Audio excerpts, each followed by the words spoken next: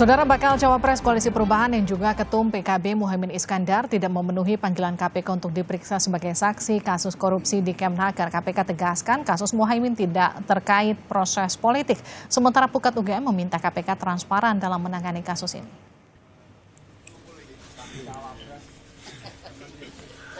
Bakal cawapres Koalisi Perubahan yang juga Ketua Umum PKB Muhaimin Iskandar batal menjalani pemeriksaan di KPK. Caimin tidak bisa hadir di Gedung Merah Putih KPK karena ada kegiatan di luar kota. KPK akan menjadwal ulang pemeriksaan Muhaimin Iskandar pekan depan. Tim penyidik KPK tadi menyampaikan bahwa telah menerima surat konfirmasi gitu ya dari saksi ini tidak bisa hadir karena ada agenda lain di tempat lain tentunya. Oleh karena itu, tim penyidik tentu akan menjadwalkan kembali pemanggilan terhadap saksi ini nanti minggu depan, gitu ya. Jadi bukan di hari Kamis tanggal 7 September, sebagaimana permintaan dari saksi, tapi penyidik mengagendakan nanti di minggu depan. Dan tentu kami juga akan sampaikan kembali ya kepada saksi ini untuk hadir sebagaimana waktu nanti yang ditentukan. Caimin tidak hadir di KPK karena ada serangkaian agenda di Provinsi Kalimantan Selatan. Muhaimin Iskandar dipanggil KPK sebagai saksi kasus dugaan korupsi proyek pengadaan sistem perlindungan TKI di luar negeri. Kasus ini terjadi pada tahun 2012 lalu atau saat Caimin menjabat sebagai Menteri Tenaga Kerja dan Transmigrasi. KPK menegaskan pemanggilan bakal cawapres Koalisi Perubahan ini tidak terkait proses politik. Menurut KPK, penyidikan kasus ini sudah lama dilakukan. Sudah ada proses penyidikan, begitu ya. Yang itu dilakukan jauh-jauh hari sebelum kemudian ada isu-isu yang berkembang saat ini terkait dengan proses politik. Sekali lagi kami tegaskan, ini tidak ada kaitannya sama sekali dengan proses-proses politik dimaksud, begitu ya. Lembaga Pusat Kajian Anti Korupsi atau Pukat UGM menyatakan, agar kasus Muhaimin tidak menimbulkan kesan politis, KPK harus transparan dalam menangani perkara yang telah berumur 10 tahun ini. Sebaiknya Caimin datang, ya, tetapi KPK juga harus transparan. Bagaimana proses yang dilakukan oleh KPK atas kasus yang sudah lebih dari 10 tahun usianya ini, tiba-tiba kemudian kasus itu sekarang diproses. Nah, KPK perlu menjelaskan kepada publik, apakah perlu waktu 10 tahun untuk menyidik sebuah perkara sampai kemudian perkara itu naik ke tahap penyidikan. Menko Polhukam Mahfud MD menyatakan proses pemanggilan KPK terhadap Ketua Umum PKB Muhaimin Iskandar bukan politisasi hukum. Menurut Mahfud, Muhaimin dipanggil KPK hanya untuk diminta memberi keterangan. Dipanggilnya Muhaimin oleh KPK ini bukan politisasi hukum, tetapi proses hukum biasa. Ya. Karena menurut saya politisasi hukum itu artinya menggunakan hukum sebagai alat politik untuk kepentingan politik. Sedangkan ini kasus ini kan sudah lama. Sudah lama dan terjadi ketika Muhaimin menjadi Menteri Tenaga Kerja. Ya, tersangkanya sudah ada. Jadi karena ini proses hukum, jadi menjadi sambungan-sambungan Muhaimin itu, ya diminta memberi keterangan saja. Seperti dulu saya, ya, seperti dulu saya waktu Pak Akil itu di OTT, saya dipanggil juga. Orang berteriak, wah itu Pak Mahfud kena terlibat dalam kasus korupsi Pak Akil Mokhtar gitu. Lah saya itu kesal. Selamat menunaikan ibadah sholat maghrib untuk Anda yang berada di wilayah Jakarta dan sekitarnya. Kita lanjutkan sampai Indonesia Malam. Saudara, kita akan dalami kasus pemanggilan Muhaimin Iskandar di kasus dugaan korupsi di Kemnaker 2012 bersama Sekjen Partai Nasdem Hermawi Taslim. Bang Taslim, selamat petang. Kita juga akan sapa mantan penyidik KPK Yudi Purnomo. Mas Yudi, selamat petang. Selamat petang, Mbak. Mas Yudi, ini kasus sudah lebih dari seabad, kenapa bisa muncul lagi pas banget sehari pasca deklarasi? Kenapa ini momentumnya yang pas atau ada maksud lain? Jadi Anda sebagai mantan penyidik KPK pasti lebih mendalami kasus ini. Ya, itulah yang menurut saya sangat menarik ya. Di tengah kondisi perpolitikan yang sudah mulai mengkerucut, sudah semakin pendek waktunya ke pemilu, ya tiba-tiba ya apa namanya ada pemanggilan terhadap salah seorang yang kemarin deklarasi. Ya tentu bagi saya ini dan juga bersama masyarakat yang lain kan menjadi tanda tanya ya. Apalagi kasus yang menarik gitu ya. Ini kan kasus yang kurang lebih 10 sampai 11 tahun yang lalu. Artinya ini bukan kasus yang butuh penanganan cepat ya, seperti misalnya OTT. Kalau OTT ya sudah tidak mungkin lagi bisa ditunda-tunda ya, karena kasusnya baru, butuh gerak cepat untuk mengungkap kasus ini, butuh penggeledahan di tempat-tempat yang dicurigai ada barang bukti, butuh orang-orang yang segera untuk ditangkap. Nah, artinya kalau misalnya kasusnya sudah terjadi gitu kan, saya pikir ritmenya itu bisa bisa diolah lah gitu kan. Ini kan bagian dari strategi penyidikan menurut saya. Iya, jadi nggak mesti juga habis deklarasi besokannya dipanggil ya? Betul, ini kan suatu hal yang menurut saya kan sebenarnya kan kami penyidik gitu ya kan sudah paham lah mengenai kondisi, kan kami membaca berita ya kan, kami kemudian menganalisis dan sebagainya gitu kan. Hukum itu kan bukan artinya bahwa kita saklek gitu kan. Kita tentu harus ada strategi-strategi gitu kan, baik oleh penyidik maupun atasan penyidik ya, yaitu penyidikan maupun pimpinannya. Oleh karena itulah maka ya saya melihat bahwa apa perlunya atau urgensinya gitu ya dipanggil saat ini gitu untuk kasus yang 11 atau 12 tahun yang lalu. Itu saja pertanyaan yang harus dijawab oleh KPK. Kok ini kan tidak seurgen misalnya OTT gitu kan, seperti itu.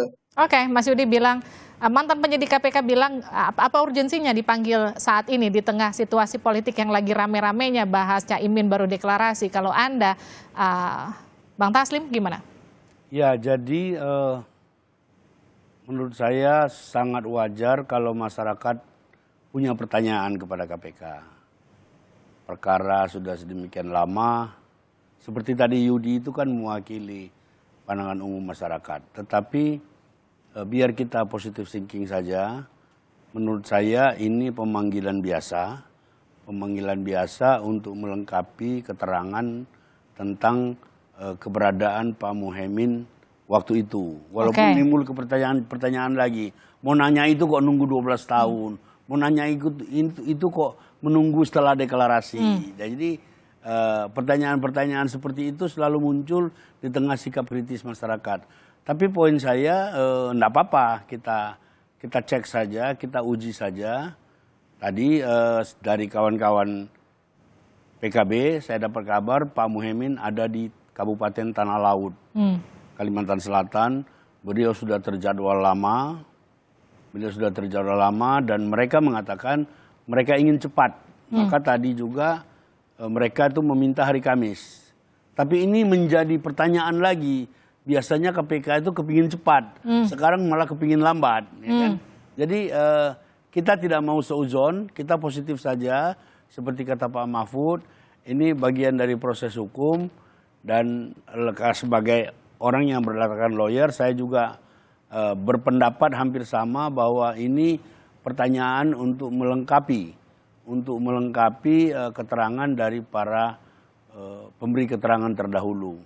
Sekali lagi, hal-hal yang seperti ini menurut saya harus ada cara bertindak yang lebih produktif. Seperti ini kan jelas mengganggu masyarakat kan. Karena Pak Muhaimin ini seorang pimpinan partai besar, punya banyak pendukung. Kalau dipanggil pada saat begini pasti muncul cara pandang Pak Yudi tadi itu mewakili banyak cara pandang. Saya juga banyak dapat. Bang Taslim, tapi gini, ketika barusan Bang Taslim menjelaskan cenderung lebih tenang, cenderung bagaimana kemudian mengamini jawaban Pak Mahfud bahwa ini sekedar meminta keterangan, meminta konfirmasi, bukan diperiksa. Ini dua hal yang berbeda kalau versinya Pak Mahfud. Tapi kalau tadi kita mendengar komentarnya Gus Coy, Ketua DPP Nasdem, Gus Coy itu lebih berapi-api dan menganggap bahwa ini jelas politis kalau kita lihat dari timingnya, kalau kita lihat bagaimana kemudian dikaitkan dengan tadi pernyataan dari Pak Yudi, yang Mas Yudi yang juga tadi menyatakan sebenarnya penyidik bisa memilih timing yang nggak mesti mepet-mepet juga, kecuali ini kasusnya OTT. Kalau itu benar yang kita pertanyakan, mengapa sekarang? Kenapa tidak dulu-dulu atau nanti? Ini kan sedang ada gawean yang bisa menimbulkan penafsiran macam-macam di masyarakat. Tetapi itulah KPK kita. Itulah KPK sekarang. Mau tidak mau kan kita harus terima, ini KPK kita. Kita punya dengan berbagai kontroversi. Saya sebagai lawyer juga punya banyak sekali pengalaman di KPK. Aneh tapi nyata, tapi ya sudahlah. Kalau memang seperti ini, dan Pak Muhaimin juga sudah menyatakan akan datang untuk memberi keterangan. Sekali lagi yang kita pertanyakan, bukan seuzur, kita pertanyakan mengapa harus sekarang? Kan? Kenapa timingnya buru-buru setelah deklarasi? Kenapa timingnya setelah deklarasi? Kenapa kalau misalnya ini sprindiknya sudah keluar Agustus, ya kenapa bukan September? Gini, Bang Taslim, ini kan kasus lama 2012, sudah ada 3 tersangka. Koreksi saya kalau salah ya, Mas Yudi juga silakan dikoreksi. Sudah ada 3 tersangka. Dari awal ketika kemudian proses bergulir, dari mulai pemeriksaan saksi sampai penetapan 3 tersangka, kan nama Muhaimin Iskandar itu sudah mulai sering disebut-sebut. Ketika kemudian Nasdem mendeklarasikan, Muhaimin sama Anies, ini masuk pertimbangan Nasdem enggak? Kalau ini mungkin saja akan kemudian proses hukumnya bergulir setelah deklarasi. Gini, ketika Pak Anies memilih Pak Muhaimin, itu semua track record kita pelajari dan kita tahu ini perkara ini. Kita kan harus memilih. Kita harus memilih. Tentu memilih itu ada kemungkinan konsekuensi. Dan kalau seperti sekarang ini terjadi, tentu ke depan kalau misalnya ini terjadi apa-apa dan berlanjut, tentu kita juga harus ambil bagian dalam proses ini. Kenapa? Karena Muhaimin sekarang bukan cuma milik PKB, Muhaimin juga sudah milik Koalisi Anies, Perubahan. Muhaimin sudah milik Nasdem. Nah, itu sebabnya tadi saya koordinasi, saya coba telepon kawan-kawan, coba tenangkan mereka. Nggak apa-apa, kalau sudah pemanggilan seperti ini, sebagai warga negara yang baik kan beliau harus hadir. Tapi kita akan terus memantau, kita mesti terus mencari kedalaman, motivasi kenapa momentum seperti sekarang ini. Pertanyaan Pak Yudi tadi itu pertanyaan banyak sekali masyarakat. Bahkan sudah banyak suara-suara macam-macam untuk orang kecil, tapi biarlah itu berjalan. Sekali lagi saya bilang, ini KPK, ini KPK kita, mau kita apain? Ini kita punya semua. Saya ke Mas Yudi. Mas Yudi, kalau Pak Mahfud katakan ini hanya meminta keterangan, ini bukan pemeriksaan. Pemeriksaan itu artinya diduga terlibat. Kalau meminta keterangan kan hanya menambahkan informasi yang sudah didapatkan KPK. Tapi sebetulnya apa sih yang pengen digali dari Muhaimin kemudian ketika ada satu kasus di satu kementerian sampai menterinya dipanggil, seberapa besar informasi yang kemudian dibutuhkan?